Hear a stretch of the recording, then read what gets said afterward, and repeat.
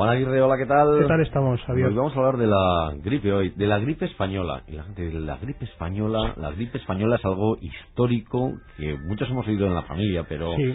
hay quien lo ha documentado muy bien. Vamos a colocar primero el asunto, Juan.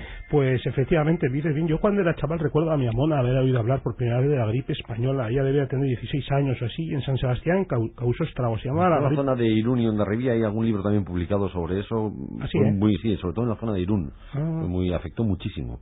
Pues el que mejor ha estudiado este tema aquí entre nosotros es el doctor Antonio Ercoreca, que es profesor de la UPV, socio Eusko Ikaskuntza y autor del libro La pandemia de gripe española en el País Vasco 1918-1919, que es una breve síntesis editada por el Museo Vasco de Historia de la Medicina, de la que él mismo es el director. Y además es un libro muy ameno, por cierto. Sí, muy ameno, se lee muy a gusto. Se llamó Gripe Española. Vamos a saludar a Antonio Ercoreca. Antonio Ercoreca, hola, ¿qué tal? Bienvenido. Bueno. Que se llamó Gripe Española, pero curiosamente no tuvo su origen en España, ¿no?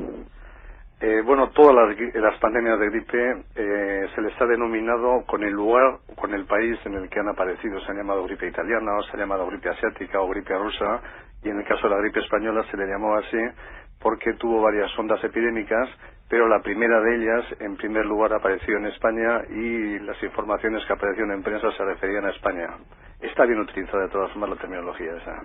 Egunon, doctor Ercoreca. Egunon. O sea, yo tengo oído que se llamó gripe española porque había un bloqueo informativo en Europa. Estábamos al final de la Guerra Mundial y que como España estaba al margen de la guerra, fue aquí donde se empezaron a conocer las primeras noticias de la gripe, pero en realidad viene de Estados Unidos, ¿no es así? Los estudios últimamente, los que se han publicado, hablan de la aparición de un primer brote en Estados Unidos, pero no se puede afirmar con seguridad que ese primer brote de Estados Unidos llegara aquí a la primavera del 18. Sí está bien documentado que llegó a partir de finales de verano, en septiembre, octubre del 18, pero en primavera hubo un brote de gripe muy fuerte, muy potente, que afectó primero a España, luego pasó a Portugal y no llegó a extenderse por el resto de Europa. Y la epidemia, que se convirtió en pandemia de una forma casi súbita, ¿hay alguna explicación para que fuera tan rápida la expansión? Bueno, seguramente el virus mutó, lo que no sabemos en qué circunstancias o por qué ocurrió esto, y lo cierto es que se expandió muy muy rápidamente por todo el mundo, de forma que al mismo tiempo en Europa, en América y en otras partes del mundo, entre octubre y noviembre del 18, provocó la mayoría de las muertes, que fueron muchísimas. Usted en su libro sobre este aspecto deja caer un poco la posibilidad de que quizás las aves en sus migraciones otoñales pudieran actuar como agentes de contagio. Bueno, eso es una hipótesis simplemente porque el brote intenso, fuerte, tuvo varias ondas epidémicas. La primera fue muy suave, la segunda fue fortísima y luego tuvo como varios rebrotes. Ese coincidió justamente con el otoño y con las migraciones de las aves migratorias. Entonces podía haber alguna relación en ese sentido. Los síntomas del enfermo entonces eran, no sé, los que podemos tener ahora nosotros en una gripe común de estas de invierno, ¿o no? Bueno, hay dos tipos de gripe. Una es la gripe común o la gripe estacional, que está mejor utilizado el término de gripe estacional, y otra es la gripe pandémica. Están provocados por el mismo virus, con ligeras variaciones, pero hace que estas variaciones produzcan un cuadro clínico muy virulento, muy grave en el caso de la gripe pandémica, y un cuadro, digamos, no tan grave en el caso de la gripe estacional. En el caso concreto, además de la gripe pandémica, la evolución era muy rápida y los síntomas eran gravísimos. Ahí se cuentan, vamos a decir, leyendas urbanas, como la que se aparece relatada en muchos textos, de que en Nueva York, en pleno mes de octubre, cuando estaba la pandemia de gripe en el máximo de su incidencia, que en una estación de tren entró un enfermo dentro del vagón y cuando llegaron al centro de la ciudad todos los del vagón estaban contagiados.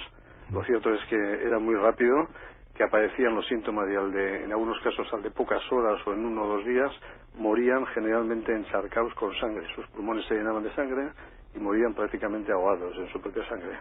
A la expansión de esta gripe en Europa pudo haber incidido en ello que Europa estaba en los estertores o en la posguerra mundial.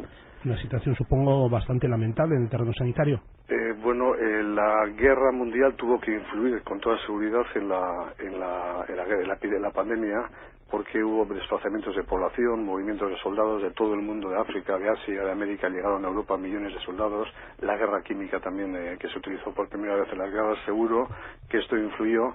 Y lo que sí es seguro es que, al contrario, la muerte en el mes de octubre de cientos de miles de soldados en los frentes alemanes y en los frentes aliados posiblemente aceleró el fin de la guerra que ocurrió en noviembre del 18. Sí, o sea, posiblemente influyó la cantidad de muertos sobreañadidos a los millones que ya había habido, influyó para que terminara la guerra antes. En su libro dice que hubo lugares donde tuvo una incidencia nula, mientras que en otro, y cita por ejemplo las poblaciones aisladas de Alaska y Canadá, habitadas por los Inuit, donde la gripe mató al 100% de la población.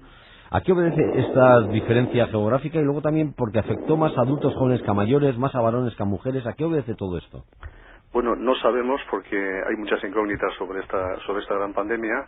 Lo que sí es cierto es que la mortalidad fue muy diferente en unos lugares y en otros. En Europa, por ejemplo, murieron entre el 0,5 y el 1% del total de la población. En África hay países bien documentados en los que murió hasta el 3, 4 o el 5% de la población.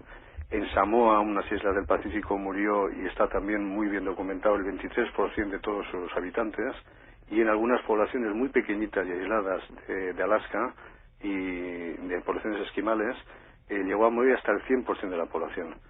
De todas formas, al margen de la incidencia y de los cambios de unos lugares a otros, lo que sí es cierto y es común en todos los sitios, que afectó más a hombres y mujeres jóvenes. O sea que la epidemia, lo mismo que las epidemias estacionales, las de cada año, afectan fundamentalmente a mayores y a personas debilitadas, en este caso afectó más a personas jóvenes que a personas mayores.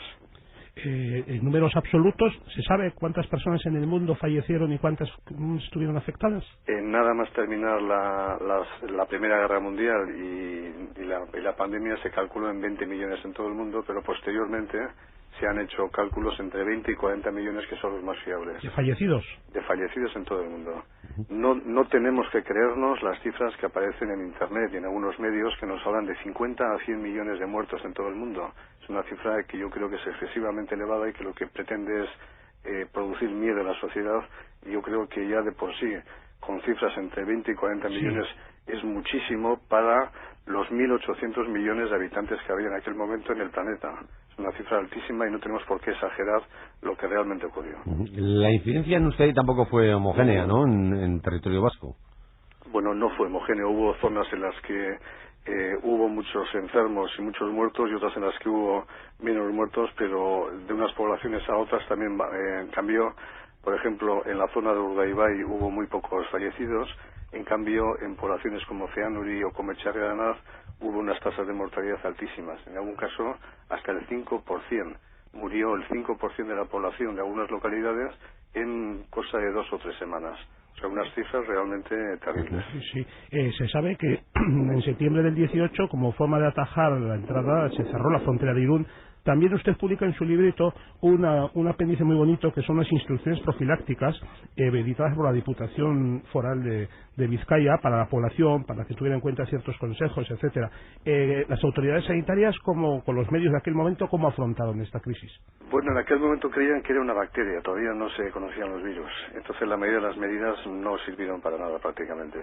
Se cerró la frontera francesa, se cerró la frontera portuguesa el mes de septiembre, pero no se anularon las fiestas, no se anularon los funerales, se siguieron celebrando los funerales en locales cerrados como las iglesias, y la verdad es que hubo muchos elementos que hicieron que el virus se expandiera con una velocidad increíble, sobre todo en colectivos como cuarteles, colegios, seminarios y demás, que fue donde en proporción hubo más muertos que en el resto de la población. Me ha parecido muy curioso que usted traza casi el camino que sigue por la Nacional 1, ¿verdad? La pandemia, cómo va penetrando por el Goierri, Guipúzcoa, hasta Álava.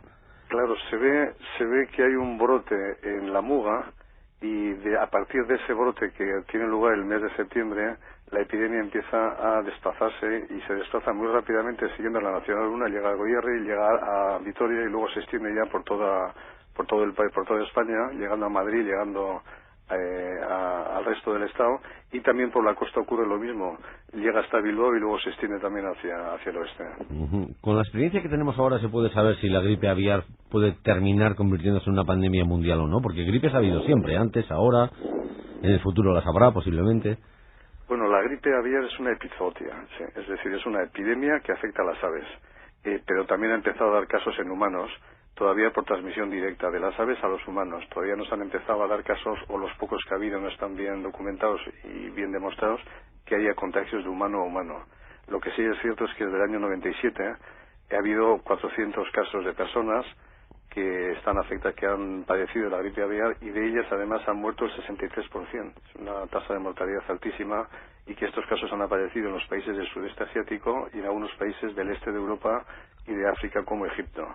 No se está extendiendo más porque la OMS está tomando medidas radicales, se está cortando la extensión, pero yo creo que con el tiempo acabará provocando una pandemia, y esa pandemia pues podrá provocar millones de muertos en todo el mundo. Es un poco alarmante lo que dice. ¿No estamos preparados para esto? Bueno, no es que lo diga yo, la OMS es la que está marcando las pautas de la lucha contra la gripe pandémica, y está haciendo un seguimiento país por país y caso por caso, y yo creo que está haciendo un seguimiento además de gran calidad, porque de otra manera posiblemente esta pandemia ya se habría extendido más de lo que hay en este momento. Lo que sí es cierto es que en este momento hay medidas para hacer frente a la posible pandemia de gripe aviar, y esas medidas habrá que tenerlas en cuenta y habrá que tomarlas también. Dice usted que en Francia, por ejemplo, se está trabajando mejor que en España este tema. Sí, sin lugar a dudas. Por ejemplo, hay una página web oficial francesa que a mí me gustaría por lo menos darla aquí, que es muy buena, que está muy bien pensada, que está muy bien expuesta, y que yo aconsejaría, por cierto, traducir al euskera y al castellano y ponerla a disposición de todos nuestros ciudadanos. Es la página www.gripeaviar, gripe con 2 P's, aviaire.gov.fr. Esta es la página oficial francesa contra la gripe aviar, y yo creo que realmente la tenemos que tener en cuenta, pues acaso en algún momento la necesitamos. O sea que, no sé, desde el punto de vista médico, si tuviéramos los conocimientos que tenemos ahora, colocados en 1918, se hubiera podido hacer algo más, claro. Se hubiera podido evitar todas las complicaciones respiratorias, porque de ese 12 por 1000 que fallecieron, por ejemplo, en nuestro entorno, la mitad lo hicieron directamente por la gripe y la otra mitad lo hicieron por complicaciones respiratorias. Yo creo que hoy en día las complicaciones respiratorias se pueden vencer, pero todavía habría un porcentaje importante de fallecidos. Ha hecho usted referencia antes a esos artículos que circulan por Internet. En algunos de ellos hemos escuchado noticias un poco alarmantes sobre que la cepa de la gripe española podría estar en el permafrost, digamos, y poder resucitar. ¿Qué hay de verdad y qué hay de miedo social sobre esta cuestión? Bueno, no sé si aparece, no he visto yo esa relación, pero en realidad lo que se ha hecho ha sido excavar tumbas colectivas de localidades de Alaska y de Noruega y de algunos países en los que la tierra está congelada completamente, y donde se conservan los cadáveres de los que murieron por la gripe, por la pandemia de gripe española. Se han rescatado algunos de estos cadáveres en los que se ve claramente las lesiones pulmonares que produce este cuadro, y de esas lesiones pulmonares se ha conseguido sintetizar el virus que produjo la pandemia de gripe española. Y en este momento lo conocemos y sabemos que es muy parecido al que está circulando en este momento con la gripe aviar. También se ha sabido hace unos pocos días que un tipo de gripe muy común en Estados Unidos ha mutado y está defendiéndose, digamos, mejor contra las medicaciones, ¿verdad? Contra las vacunas, en este caso. Esto de las mutaciones de las gripes también tiene su intríngulis, ¿verdad?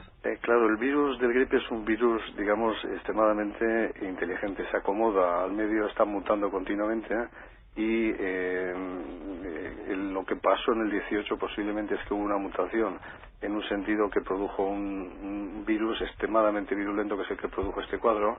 En las otras pandemias del siglo XX, en la pandemia de gripe italiana, en la asiática, la de Hong Kong, etcétera, también mutó, pero no fue tan virulento y solamente produjo 2, 3, 4 millones de muertos en todo el mundo. Son unas cantidades, digamos, aceptables, pero en el caso de la gripe española fue una cantidad terrible de 20 y 40 millones de fallecidos, y en un plazo muy corto de tiempo además. Pues doctor Antonio Erkoreka, profesor de la Universidad del País Vasco, socio de Usuicas Junta, es autor de ese libro, La pandemia de gripe española en el País Vasco, 1918-1919. Le agradezco mucho que nos haya explicado todas estas curiosidades y también haber rebajado en algún punto las leyendas que circulan alrededor de lo que fue la gripe española. Muchas gracias, Eskerrik asko. Eskerrik asko. Gracias, Juan. Eskerrik asko. Un abrazo. Las 11:52.